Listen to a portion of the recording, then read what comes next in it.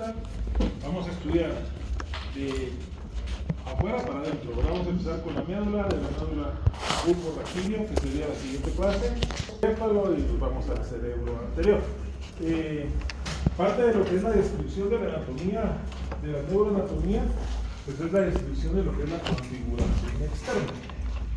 Desde mi punto de vista es la más sencilla. La configuración interna sí es bastante más compleja. Vamos a tratar de centrarnos en estructuras básicas, ¿verdad? Porque dentro de la médula hay un montón de núcleos, tractos y núcleos nerviosos que tienen algún interés, alguna importancia. Pero esos son los que vamos a tratar de apuntar en nuestro cuaderno y buscar la función y poder hacer una correlación entre lo que es la función o la fisiología y lo que van a ver en anatomía. Entonces la médula espinal es la parte distal del sistema nervioso central.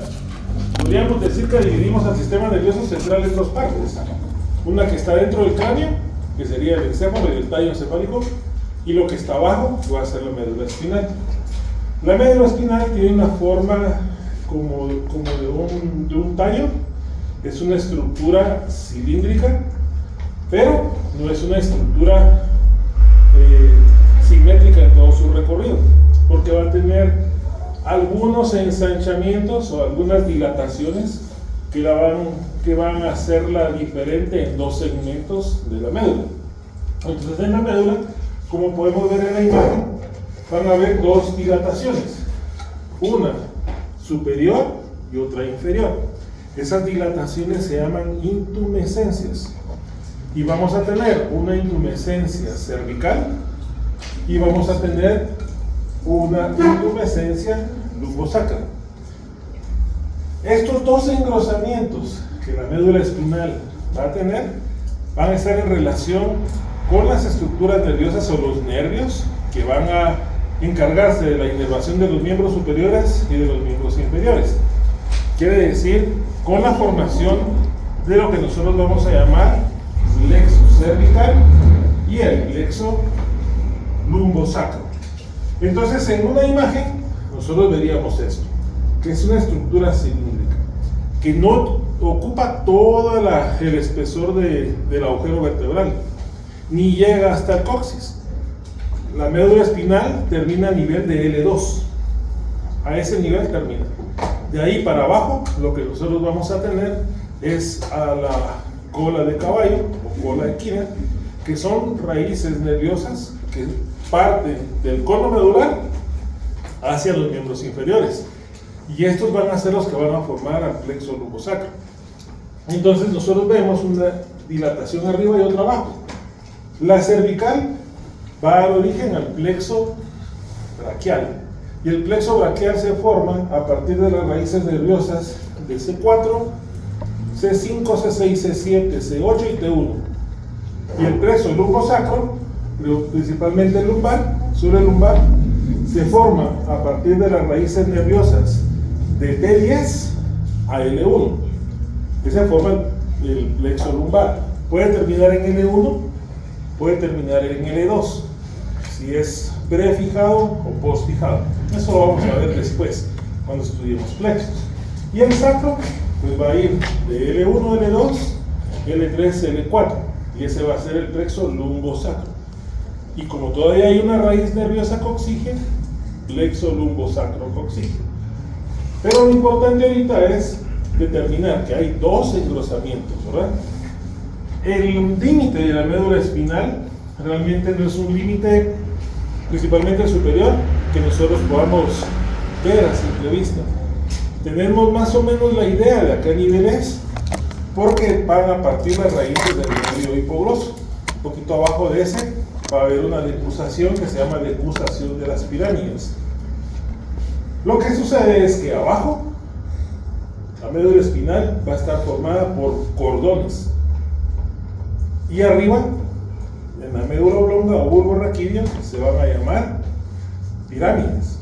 Entonces las pirámides van a decusar la información, quiere decir, se entrecruzan.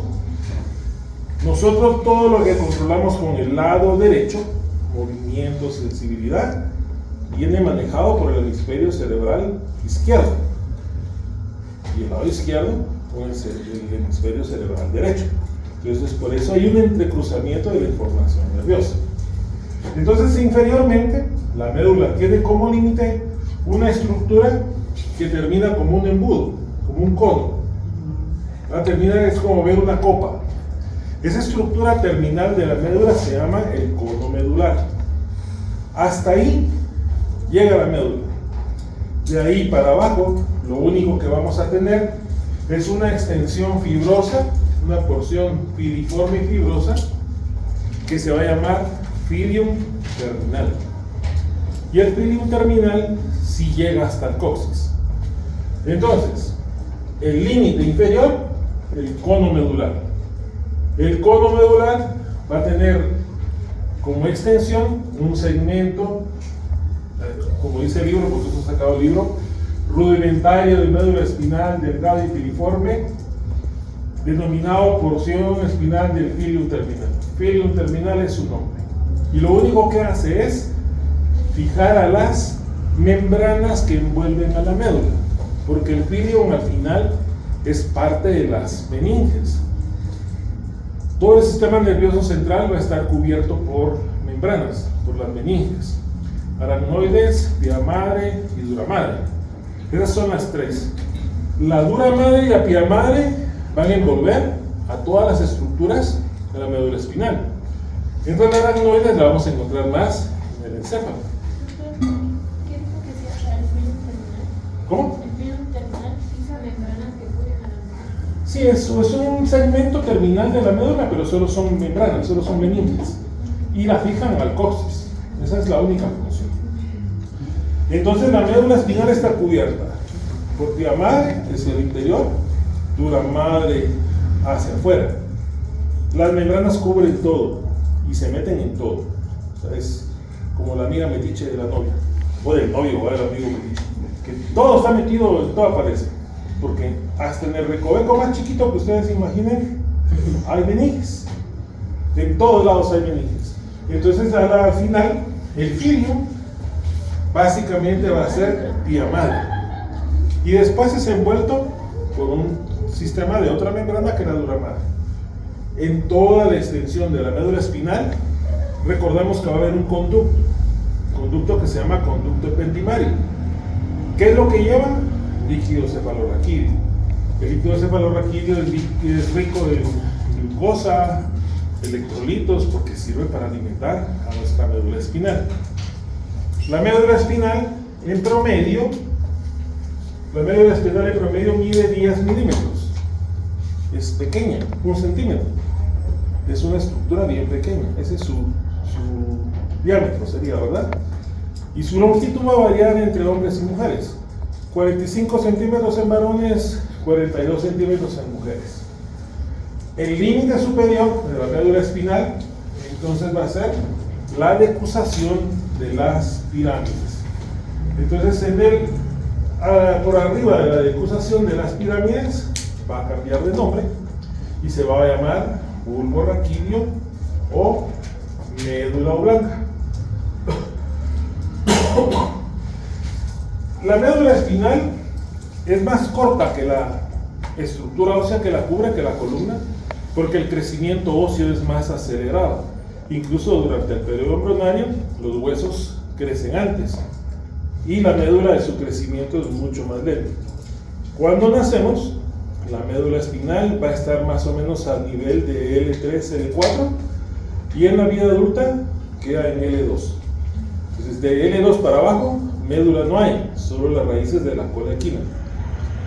Entonces, cuando un anestesiólogo pone un bloqueo de anestesia, lo pone entre L4 y L5. No está bloqueando médula, está bloqueando nervios raquídeos que están por debajo, ¿verdad? Y lo hace por encima de la dura madre. Entonces, por eso se llama un bloqueo epidural. Si pasa la dura madre, es un bloqueo espinal, porque ya atravesó la dura madre. Y si se va muy profundo, ya lata porque hace una fístula de líquido cefalorraquídeo. Entonces, pero ellos tienen que conocer los límites y hasta qué nivel pueden bloquear, porque si lastimamos a la médula, vamos a provocar algún problema, ¿sí? La cola de caballo entonces sí tiene terminaciones nerviosas, o sea, sí hay... Son nervios, son los nervios que van a controlar las funciones vegetativas en nuestros miembros inferiores, esfínteres del ano, el esfínter de la vejiga, la contracción de algunos músculos, los cuerpos cavernosos que se llenan de sangre y que producen una vasoconstricción, necesitan un control, ¿verdad? De eso se encargan las fibras de la cola del caballo. ¿Cómo te dijo el conducto Ependimario. ependimario que lleva líquido? ¿No? Sí. La médula espinal, como decíamos, es delgada, es 1 centímetro de diámetro, viaja dentro del agujero vertebral. Las vértebras son estructuras óseas sólidas, por lo tanto tenemos que protegerla. La médula espinal no está libre dentro del conducto vertebral. Va a tener a su alrededor tejido adiposo, grasa, meninges que la cubren, la tía madre, la dura madre la envuelven, la protegen. Vamos a tener plexos venosos, que son venas que salen de la médula y vas arterias que llegan a su interior, que aparte de que la alimentan, sirven para fijarla. Entonces, en el interior del agujero vertebral, pues la médula espinal va a estar protegida por meninges, tejido adiposo, plexos venosos, líquido, porque tenemos líquido a ese nivel. Entonces todo eso hace que la médula no tenga trauma contra las estructuras sólidas que serían las vértebras. En relación a su configuración externa es describir qué características o qué vemos evidente en ella. Todos los cortes que vamos a estudiar, todas las imágenes que vamos a estudiar, siempre el paciente de estudio está boca abajo. Entonces la cara anterior siempre va a estar abajo, la cara posterior va a estar arriba. En esta imagen que tenemos acá, es la imagen de la cara anterior. Podemos ver que en la parte anterior hay una hendidura, hay un surco. Esa se llama fisura media anterior o surco medio anterior. Tiene una característica, a diferencia de la porción posterior, es profundo y es amplio. En esta imagen no se ve tanto porque es un dibujo, pero tenemos que adelante, la médula espinal, tiene un surco bastante amplio y llega casi hasta el conducto ependimario. Si ustedes ponen atención, en el dibujo está separado del conducto ependimario, que es el centro de la médula espinal. Si nosotros queremos dividir a la médula espinal en una cara anterior y una posterior, hacemos una línea imaginaria que atraviesa el conducto ependimario. Lo que está adelante anterior, lo que está atrás posterior, ¿verdad? Lógicamente. Esta hendidura anterior va a estar separada del conducto ependimario por una pequeña capa de sustancia gris y por una capita de sustancia blanca. Esta capa de sustancia blanca que está por delante del conducto ependimario y que lo separa del surco anterior se llama comisura blanca. La comisura blanca. Entonces tenemos una fisura media anterior, así evidente, ¿verdad?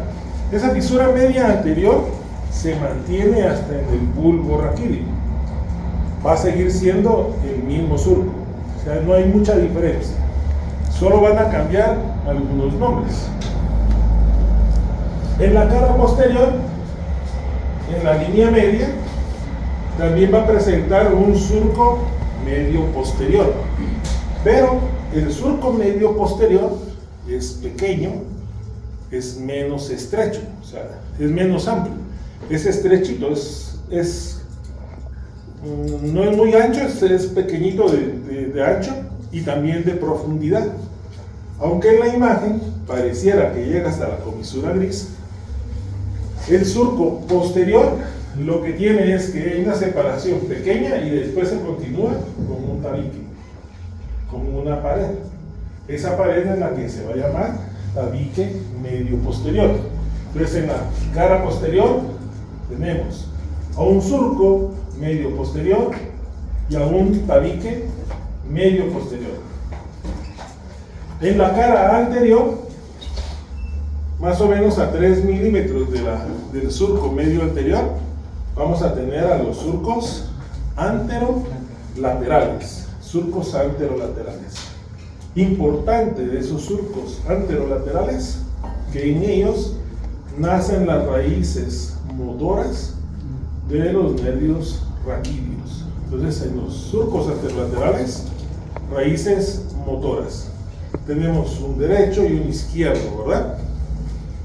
En la cara posterior, vamos a tener también surcos posterolaterales.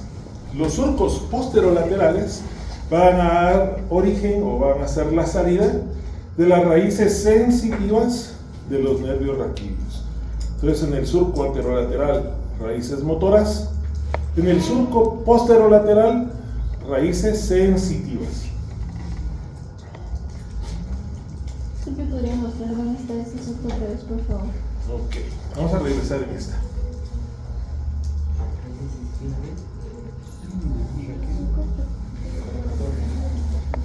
Surco anterolateral, surco medio anterior, este que está acá, surco anterolateral, surco medio posterior con su tabique posterior, surco posterolateral. Nos sirve de guía en una imagen hacia dónde van estos dos picos que son las astas menores. Esta es la sustancia gris de la médula espinal. Estas se llaman astas menores, estas astas mayores. Las menores siempre son delgaditas, terminan en un piquito. Eso las diferencia y es fácil de identificar. Y terminan en el surco posterolateral. Entonces, ya identificamos un surco anterior, un surco posterior, un anterolateral y un posterolateral. Del surco anterolateral nacen raíces nerviosas motoras que por lo regular son pequeñas, delgadas y no numerosas, mientras que del surco posterolateral salen raíces sensitivas, son más gruesas, más numerosas y se juntan en un ganglio nervioso. Entonces, ¿qué diferencia hay entre un ganglio y un núcleo? No está bien,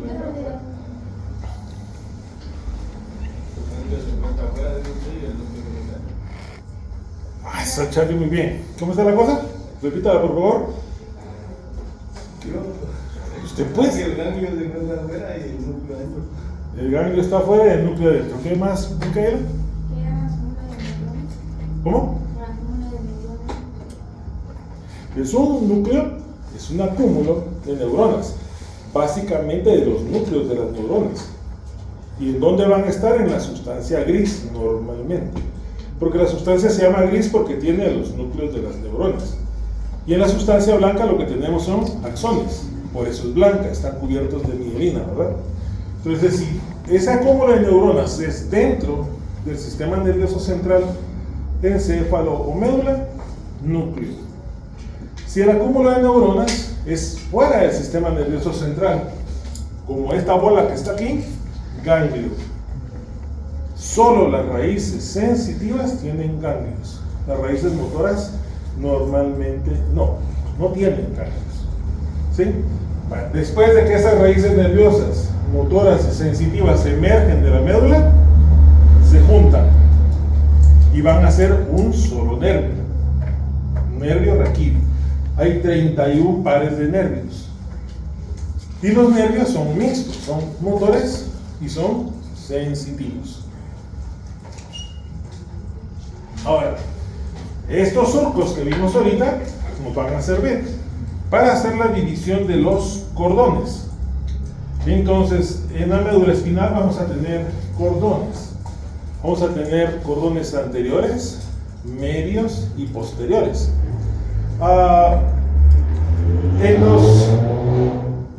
En los cordones nos van a servir para delimitar o dividir algunas zonas en los cortes de lo que es la médula espinal. Entonces, cada uno de los nervios raquídeos nace de un asta anterior o posterior, pero a nivel torácico hay otra tercera asta, astas laterales. Pero las astas laterales solo las encontramos a nivel torácico y son vegetativas.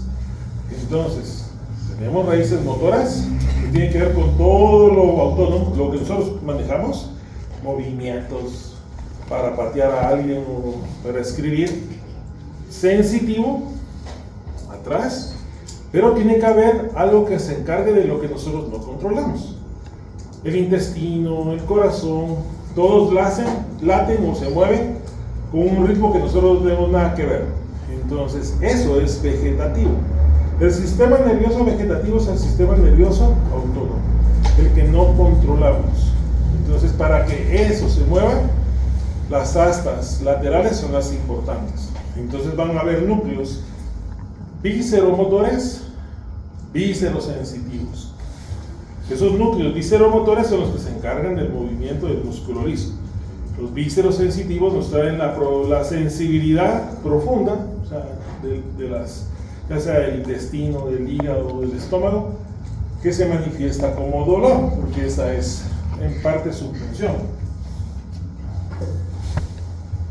Entonces nosotros vamos a ver que esos tres surcos nos van a servir para dividirlos en cordones.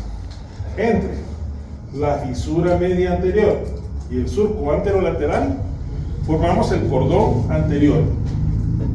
El cordón anterior. Entre el surco anterolateral y el surco posterolateral, el cordón medio. Y entre el surco posterolateral y el surco medio posterior, el cordón posterior. Solo el cordón posterior está dividido en dos segmentos por un surco que se llama surco intermedio posterior. Entonces, si ponen atención, este es nuestro cordón posterior y tiene un surco, el surco intermedio posterior, y eso divide a nuestro cordón posterior en un fascículo grácil y un fascículo cuneiforme, o sea, dos segmentos. Uno se llama grácil, el otro se llama cuneiforme. Esos dos los vamos a seguir viendo incluso en estructuras de la cara posterior del puente, que todavía van a existir. El segmento grácil en algún momento va a servir de comunicación entre la médula espinal y el cerebelo. El cerebelo es el que se encarga del control del equilibrio, de los movimientos finos y de nuestra orientación, de la orientación de saber cómo estamos ubicados, cómo estamos parados, equilibrio. Entonces tiene que tener un control sobre todas las estructuras musculares para tener equilibrio, ¿verdad? Para tener movimientos finos. Entonces lo hace a través de este segmento grácil. Bueno, entonces ya tenemos la idea de los tres cordones. Como les mencionaba, cuando cambiamos y pasamos a médula oblonga, cambian de nombre. De cordones a pedúnculos cerebelosos atrás, a pirámides adelante. ¿Sí?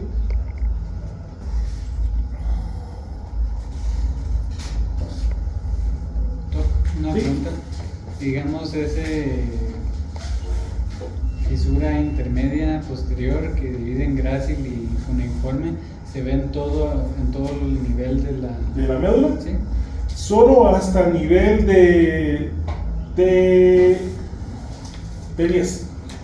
Solo hasta T10. De ahí para abajo ya no hay grácil y cuneiforme. Sí, T10 o T12. Hasta T10 creo que es. Ahí sí T10 me acuerdo. Solo hasta T10 tenemos esa división del surco intermedio posterior. De ahí para abajo no. Bueno, entonces, cuando nosotros vemos a la médula espinal, si trazamos una línea entre el surco posterior y el anterior, podemos dividir a la médula espinal en dos mitades exactas. ¿Sí? Dos mitades en las que podemos apreciar una estructura con forma de H que se llama sustancia gris, y todo lo que lo rodea es sustancia blanca. Entonces, sustancia gris, porque como mencionábamos, están los núcleos de las neuronas. Y la sustancia blanca, porque lo que vamos a tener ahí son los axones. Podemos ver que en la sustancia gris hay dos como prolongaciones de la H. Una hacia atrás, y esta va a ser nuestra asta posterior, que se dirige al surco posterolateral y va a estar separado del surco por un segmentito cortito, un pedacito de sustancia blanca que evita que lo atravesara por completo.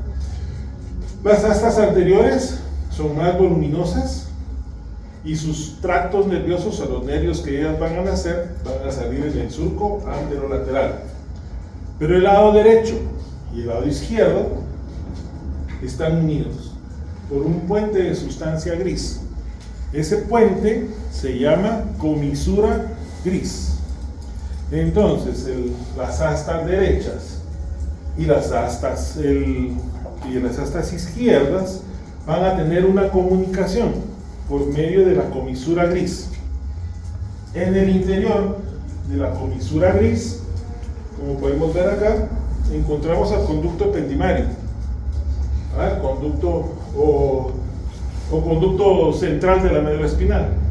Entonces está dentro de la sustancia gris y nos sirve de límite para ver cara posterior, cara anterior. La unión entre los dos lados, comisura gris. Por delante de la comisura gris hay un segmento de sustancia blanca que también conecta el lado derecho con el lado izquierdo. Como es blanco, pues lógica se va a llamar comisura blanca, ¿verdad? Comisura blanca. Entonces tenemos una comisura gris, una comisura blanca.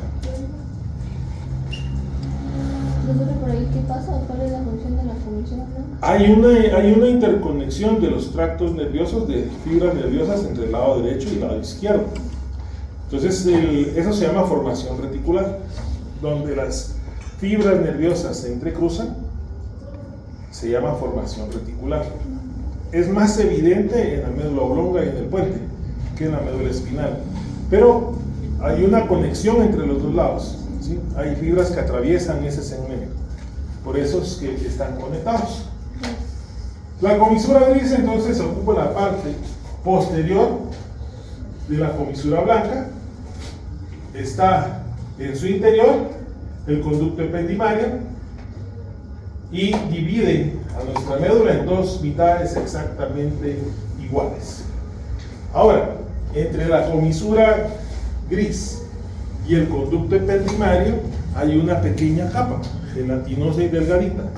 Es una tela básicamente, una capita muy delgada que se llama sustancia intermedia central. Entonces, entre el conducto ependimario y la comisura gris está la sustancia intermedia central. Es solo una capa transparente que sirve como un límite, como una capsulita que le envuelve, ¿verdad?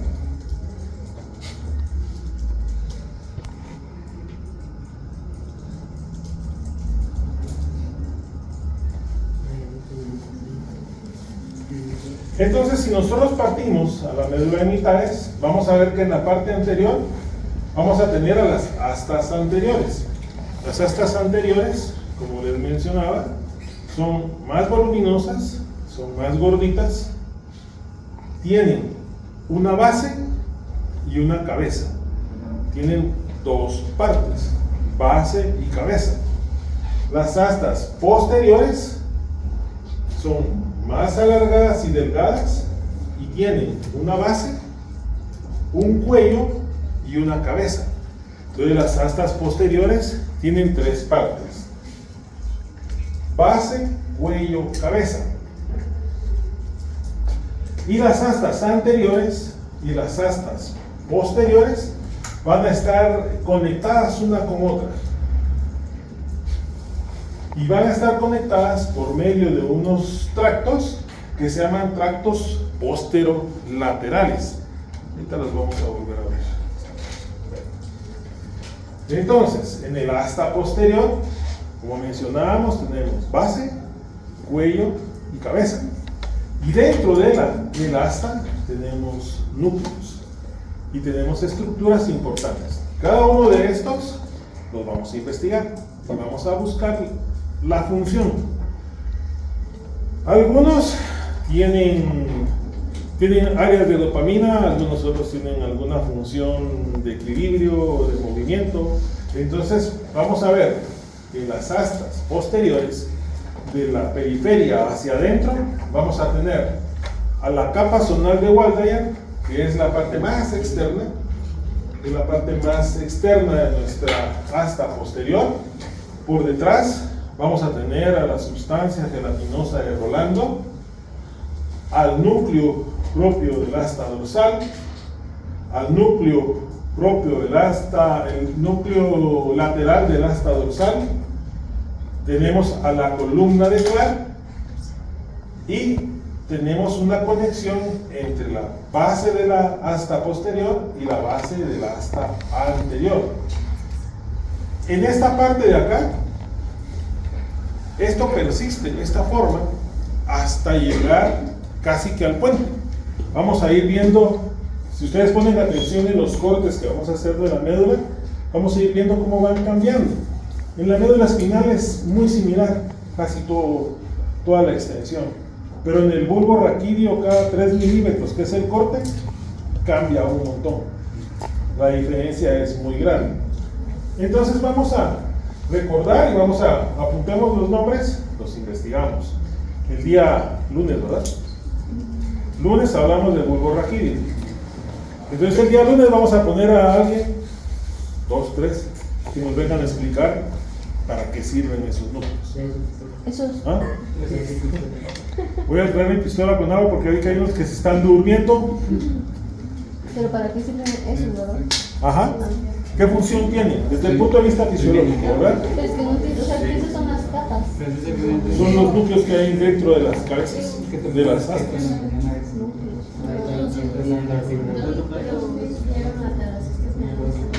¿Ah? Sí. Bueno, entonces entre el asta anterior y el asta posterior tenemos astas laterales. Estas astas laterales, como les decía, pues van a ser importantes porque van a tener una función vegetativa. En la región torácica de la médula espinal es donde vamos a encontrar a estas astas laterales, y a ese nivel va a haber un entrecruzamiento de fibras nerviosas, tanto del asta posterior al anterior y del lado derecho al lado izquierdo. Y a este nivel es donde se da ese entrecruzamiento de tractos nerviosos. A ese entrecruzamiento de tractos nerviosos que se originan de la sustancia gris le vamos a llamar formación reticular espinal. Entonces la formación reticular no es más que un segmento de la sustancia gris de la médula espinal donde hay un entrecruzamiento de tractos nerviosos. Un tracto es el que hace originar un núcleo, ¿va? Un tracto es el resultado de la unión de varias neuronas. Es un nervio, básicamente. Cuando salen de la sustancia gris y se entrecruzan, el lugar de entrecruzamiento se llama formación reticular de la médula espinal. Formación reticular.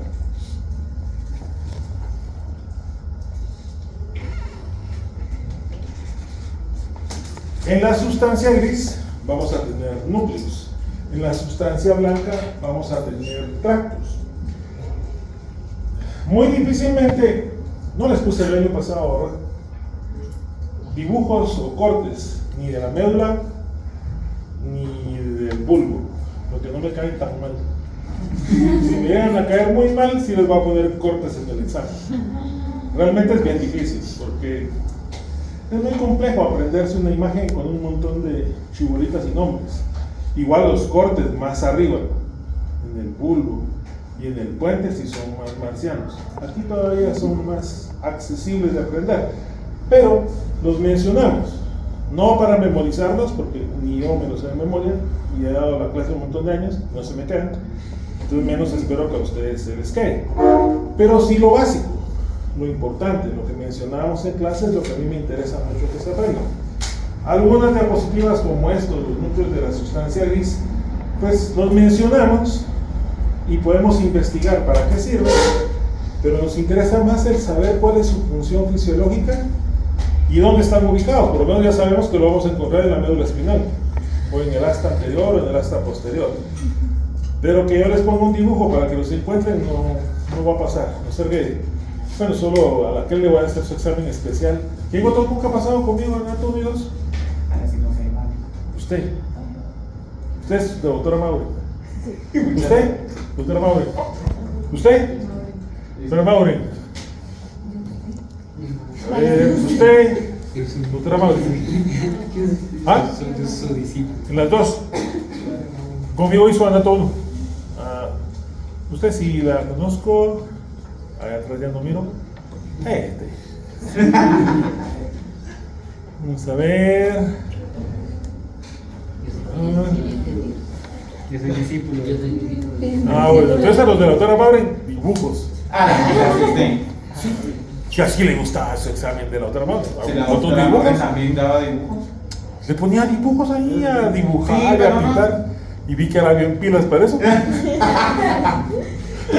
En los núcleos de la sustancia gris, pues los vamos a dividir igual, en astas.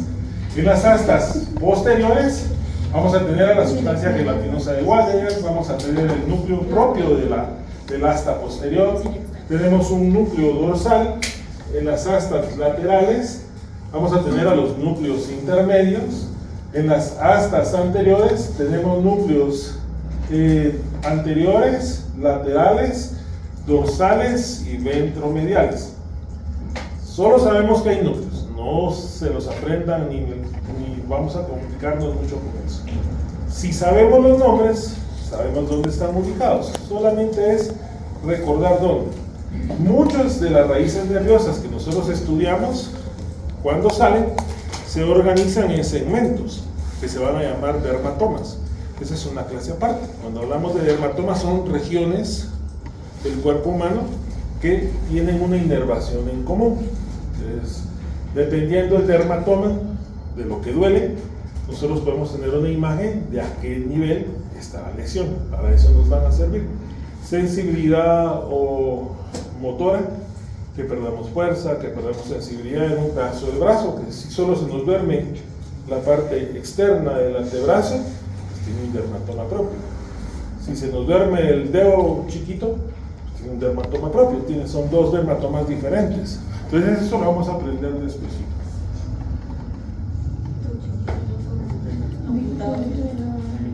Los territorios fisiológicos entonces de la médula espinal van a ser tres: un territorio fisiológico sensitivo, un territorio motor y un territorio vegetativo. El territorio, como dijimos, sensitivo en las astas posteriores, el territorio motor en las astas anteriores y el territorio vegetativo en las astas laterales.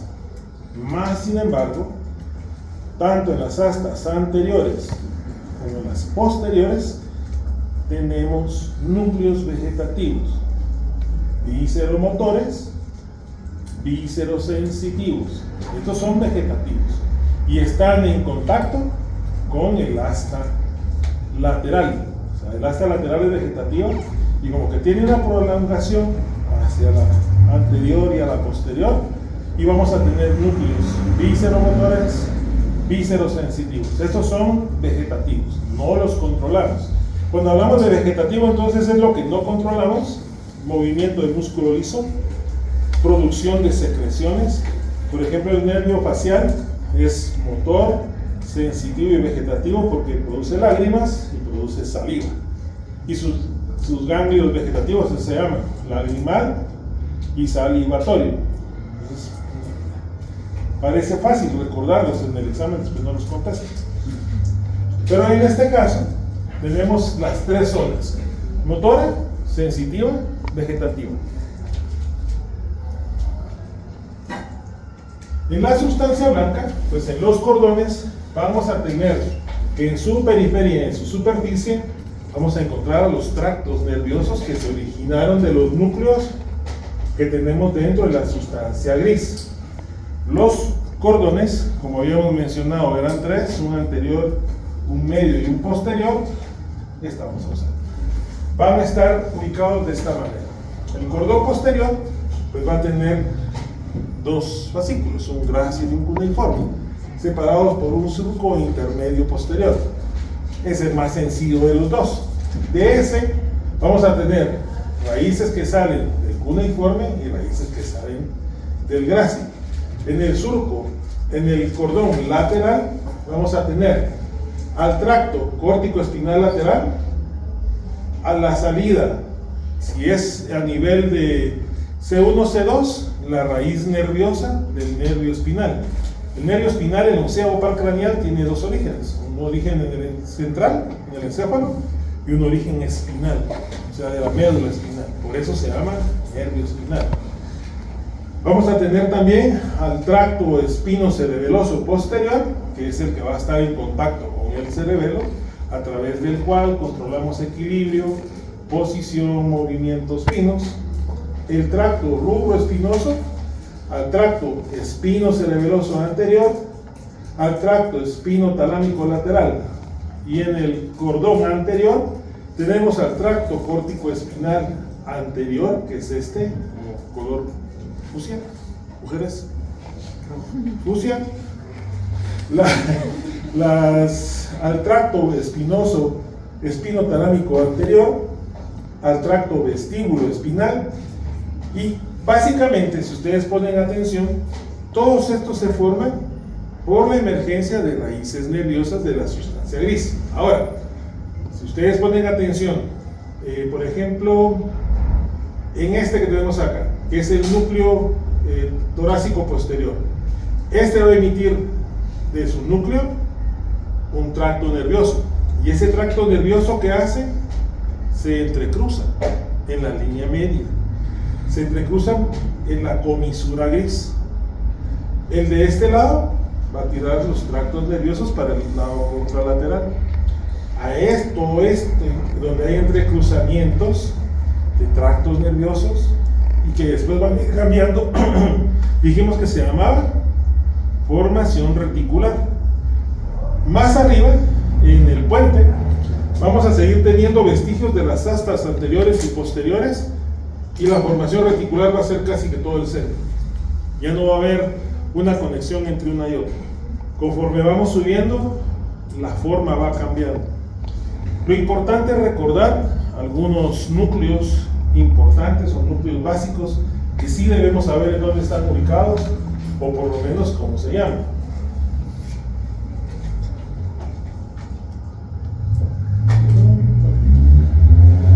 Como mencionamos en un inicio, el conducto ependimario viene ¿de dónde? Tiene una comunicación con el cuarto ventrículo.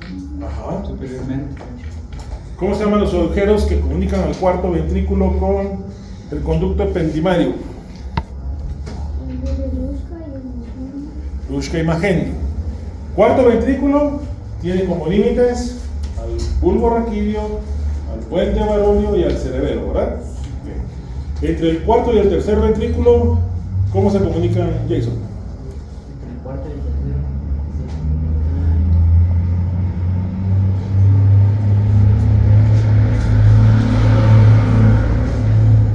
No me acuerdo. Déjame, Evelyn.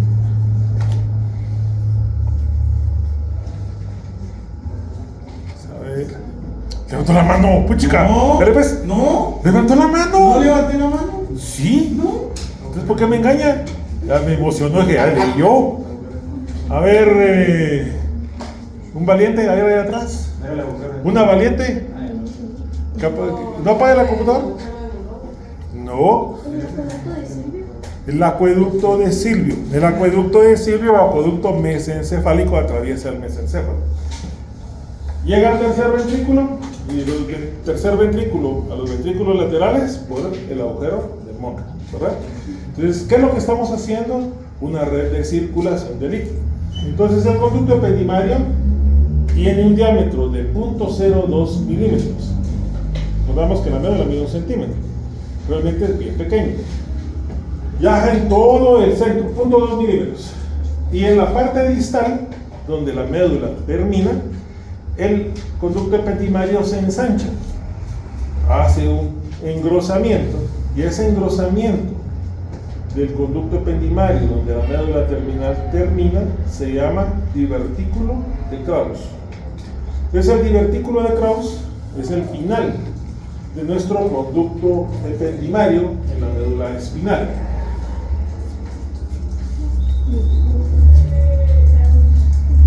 ¿No? Krauss. Con K. del conducto de Krauss. Krauss. Krauss. Perdón. ¿Aló? ¿Aló? Buenos días. Dígame. Sale operación. No escuché. Fuimos.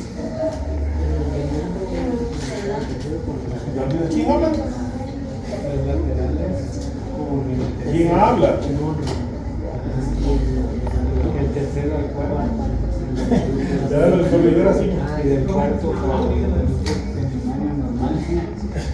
Sería del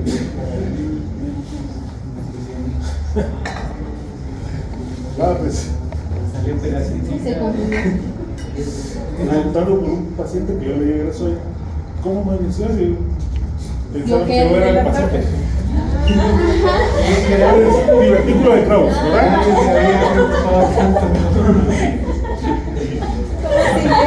Bien, gracias. Entonces, las raíces nerviosas de los nervios espinales que se originaron en la médula se van a desprender en pares, ¿verdad?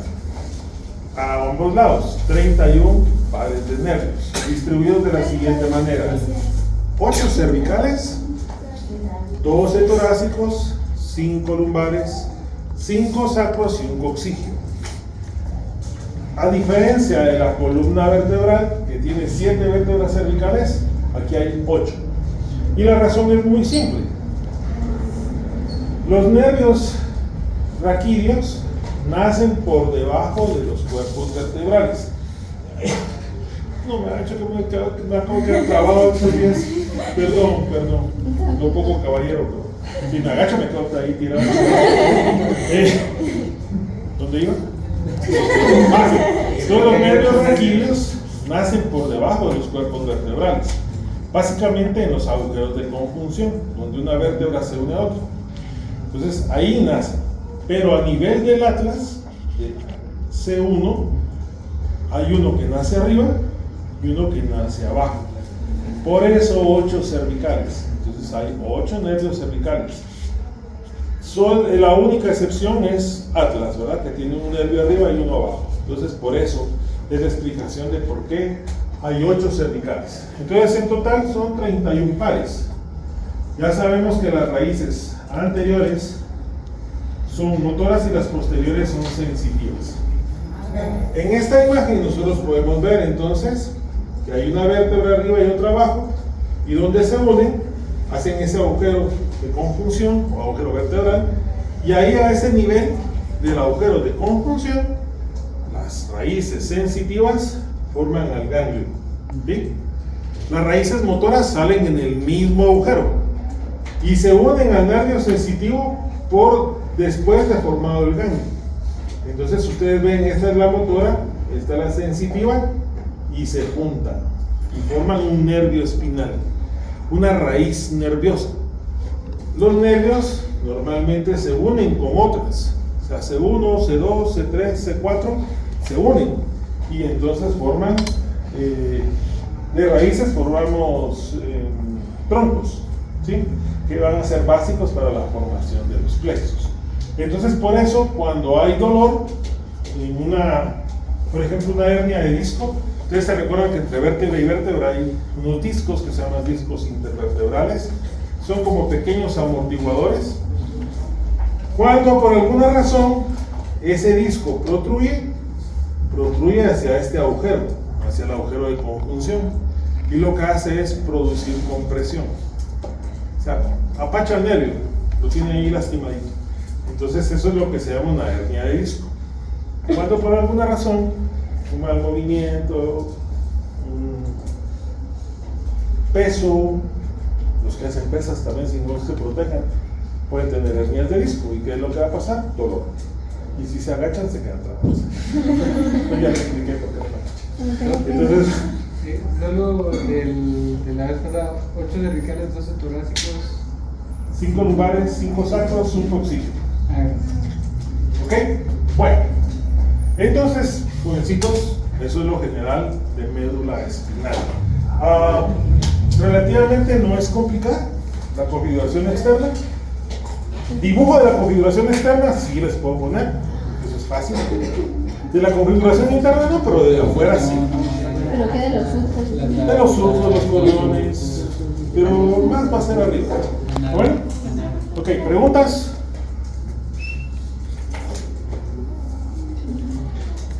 ¿No hay? Háblale ahora, calle para siempre. Muy bien. Ahí nos vemos la otra semana.